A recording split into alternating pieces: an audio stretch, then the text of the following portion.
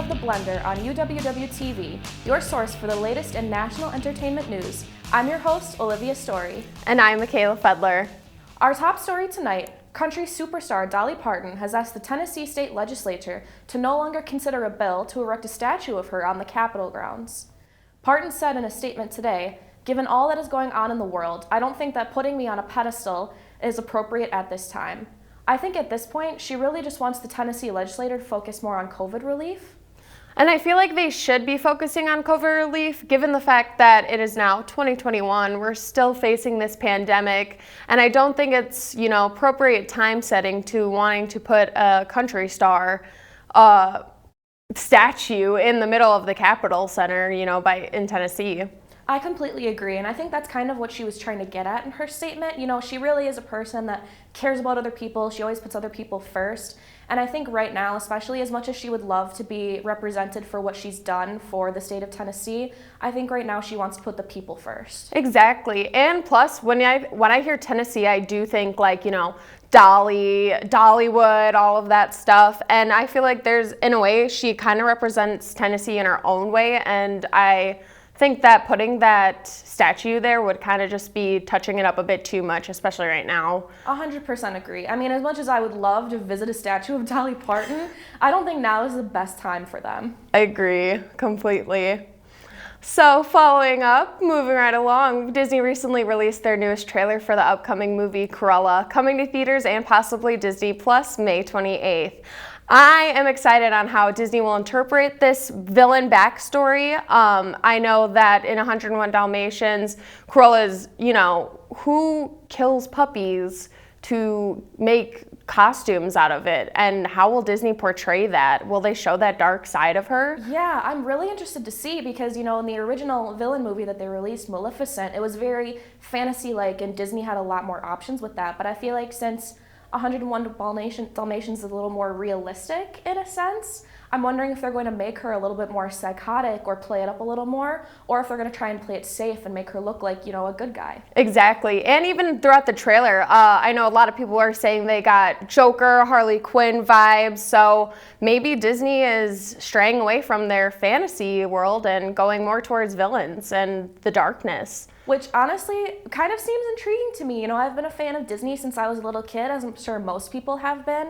And it's just interesting to see this new era of Disney movies, to see how they're gonna, deal with these kind of things. Exactly. Also, I wanted to talk about the red dress transformation in the upcoming trailer.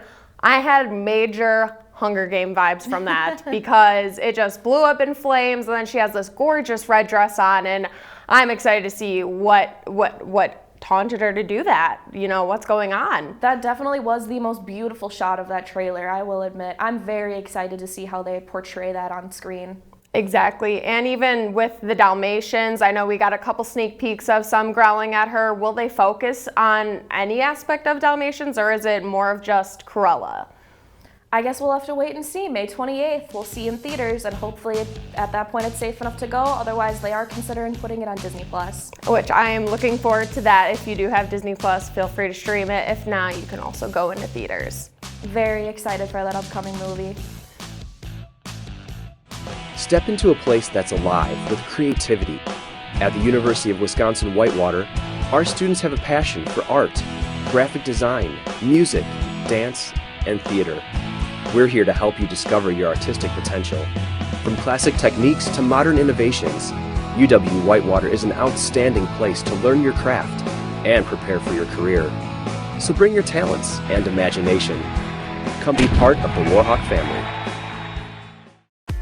Uww Tv has been an important part of the campus and community since 1980. Not only providing on-air learning opportunities for broadcast journalists and electronic media production students, but educating and entertaining our audiences with award-winning news, live sports coverage, original programming, as well as dedicating the mission to developing creative collaborations throughout campus. For more information, visit our website, our 24/7 stream, and like us on Facebook. Check us out because you gotta see what's on Uww TV.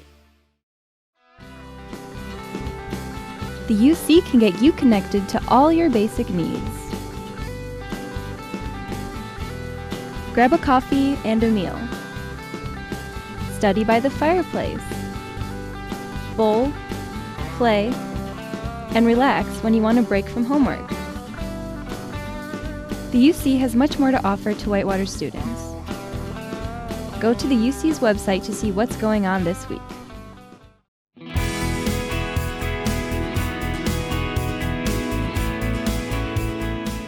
For the health and safety of those living on campus, all residence hall water fountains have been turned off. However, the refill component remains active, so students can fill up their water bottles hands-free.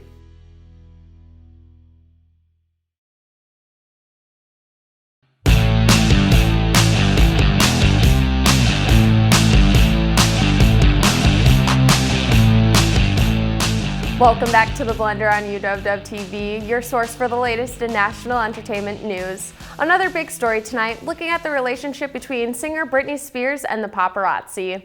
The New York Times presents Framing Britney Spears, a new episode of their docuseries on Hulu about Britney Spears and her rise and fall with the paparazzi.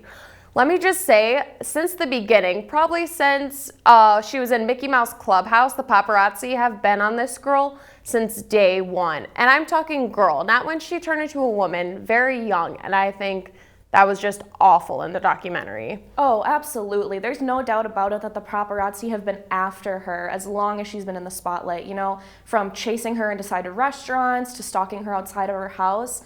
The relationship that she has with them just is not a positive one. And I don't know if you've seen the documentary or not, but in the documentary, I watched a couple clips of it. They showed multiple interviews with just the reporter, the interviewers attacking her, like using very strong words that are shaming her in a way, and it's just appalling how they got away with that. It's so hard to believe. That poor woman, I mean, she's been through so much in the past how many years that she's been in the spotlight, you know, with everything with her father and her sister, you know, it's just really hard to see. Exactly. In other entertainment news, singer Demi Lovato released intimate details about her 2018 overdose in the new trailer for her docuseries, Dancing with the Devil. Lovato says she suffered a heart attack and 3 strokes during the incident.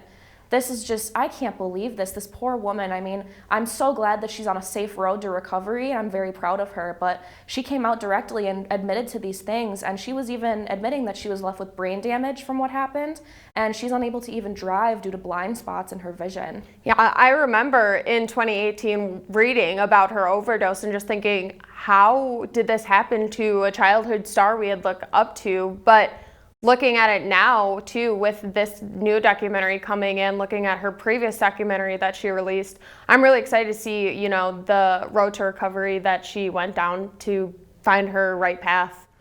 Especially since we can even see in the trailer a month ago, she was admitting to paparazzi that she felt perfectly fine, and then a month later was when the overdose happened. But I'm very proud of her, and I'm sure all of her fans are so supportive of her recovery and how watching her all these years, she's just grown so much stronger and overcome everything.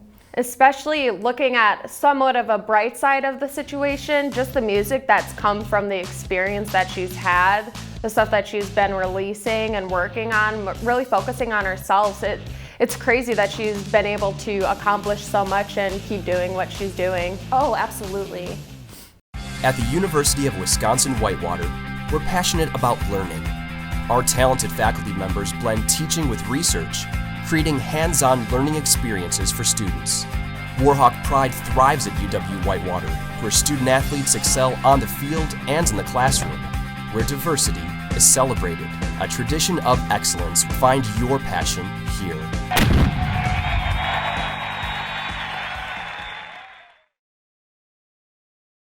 Turn us on. Flip them off. 91.7 WSUW. 91.7 is a student-run radio station serving the Whitewater area with a variety of original programs, live sports broadcasting, community events, and more. So turn us on 91.7 FM or stream us live at 917theedge.com. At the University Bookstore, we have an excellent selection of competitively priced books and classroom necessities for students. We have Warhawk gear ranging from athletic apparel to comfy sweatshirts the whole family can enjoy. The textbook rental service is also available for students to check out their required readings for class. You can also find and order books, apparel, and gift items from our online catalog, located at uwwhitewaterbookstore.com. The University Bookstore. We provide for your college experiences.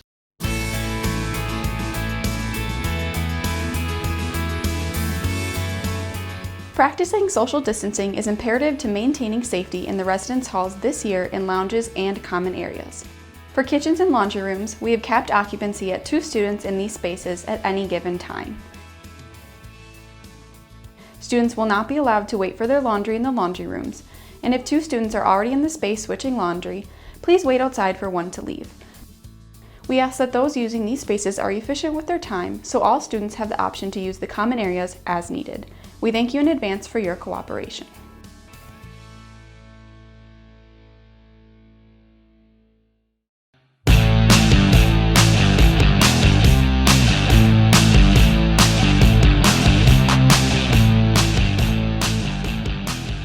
Welcome back to The Blender on Uww TV. Before we wrap it up for today, we've got our final thoughts on this week's most heartwarming news.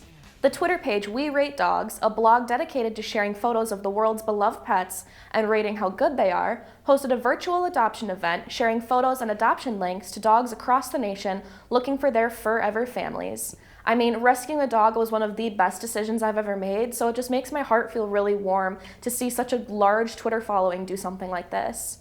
I agree. I also have rescued a dog. I have a little Yorkie at home. She's 8 years old. Macy, gotta love her. And I also have a cat named Bosa. He's rambunctious, but I hope that they can all find their forever homes and their forever families. How about you, Olivia? I have a little dog named Chewy. He's a little Havanese poodle mix, and he's 2.5, and he is the laziest dog I've ever met, but he's the light of my life. And bringing him into my home and just getting to love him for these past couple of years has been the best thing ever. Don't we all just love pets? I mean, they really bring us together during these COVID times. While there are still few up for adoption, most have found loving homes. And that will do for this edition of The Blender. We'll be back next week. I'm Michaela Fedler. And I'm Olivia Story. Good night.